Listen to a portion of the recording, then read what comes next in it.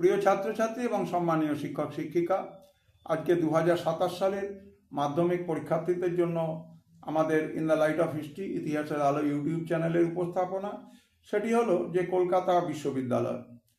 কলকাতা বিশ্ববিদ্যালয়ের যে প্রথম পটভূমিকা সে নিয়ে আলোচনা হচ্ছে। 24শে জানুয়ারি 1857 সালে ব্রিটিশ ইস্ট ইন্ডিয়া কোম্পানির প্রথম ইউনিভার্সিটি অফ কলকাতা, এবং এটি প্রথম ভারতবর্ষ এবং দক্ষিণ এশিয়ার বুকে মাল্টি ডিসিপ্লিনারি ইউনিভার্সিটি হিসেবে জয়যাত্রা শুরু করেন।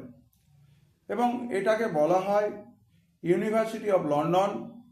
এর আদলে এর কাঠামোকে অনুসরণ করে কলকাতার বুকে মূলত ইস্ট ইন্ডিয়া কোম্পানি কর্মচারী এবং আমাদের দেশীয় মানুষের ইংরেজি ভাষা শিক্ষা, ইংরেজি শিক্ষাকে ত্বরান্বিত করবার জন্য এবং বিশেষভাবে লাহোর থেকে রেঙ্গুন পর্যন্ত উচ্চশিক্ষাকে ব্যাপ্ত করে যাওয়ার জন্য ইংরেজদের পক্ষ থেকে কলকাতা বিশ্ববিদ্যালয়ের কথা কিন্তু ঘোষণা করা হয়।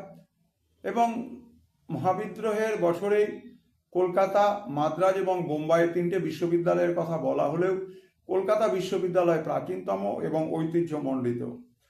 উডের ডেসপ্যাচে প্রথম এর কলকাতা বিশ্ববিদ্যালয় আইন 1857 সালে আমরা পেয়েছি, এবং লর্ড ক্যানিং ছিলেন প্রথম chancellor. Lord Canning was the first chancellor of Calcutta university by the act of Calcutta university act 1857।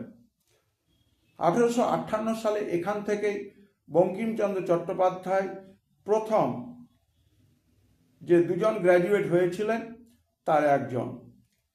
আমরা এখান থেকে দেখতে পাই যে মহিলাদের শিক্ষার বিস্তারে কলকাতা বিশ্ববিদ্যালয় এগিয়েছিল, এবং এখানে কাদম্বিনী গাঙ্গুলি এবং চন্দ্রমুখী বসু প্রথম মহিলা গ্র্যাজুয়েট হয়েছিলেন 1882 সালে। 1890 সালে আমরা জাস্টিস গুরুদাস ব্যানার্জিকে প্রথম ভারতীয় সহ উপাচার্য হিসেবে এখানে নিযুক্ত হতে দেখি।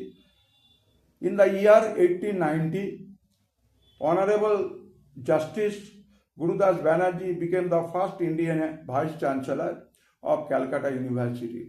সুতরাং এই হচ্ছে সংক্ষেপে আমাদের কলকাতা বিশ্ববিদ্যালয়ের ইতিহাস বলা হলো। তোমরা এটাকে গুরুত্ব দিয়ে ভাববে।